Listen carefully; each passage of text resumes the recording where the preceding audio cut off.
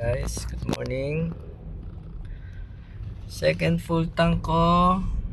Ang natakbo ko is 1,294.7. Ayan po ang ano ko, no? Second full tank ko at 52 liters. Meron pa akong 58 kilometer. So guys, ngayon ang gagawin ko, actually nakapag full charge ako ng twice. Pero yung isang full charge ko is nasa around 70% yata yung battery ko pa nun. Yung second full charge ko is 22% to 100%.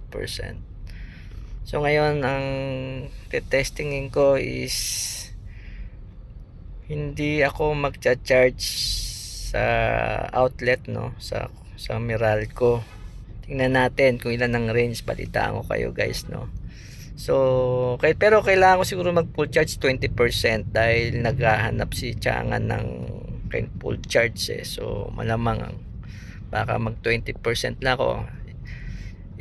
Ano ko sa inyo, no? I-detalye ko kung ano yung mga nagawa ko. So, ngayon, happy pa rin, 1,294. Peace.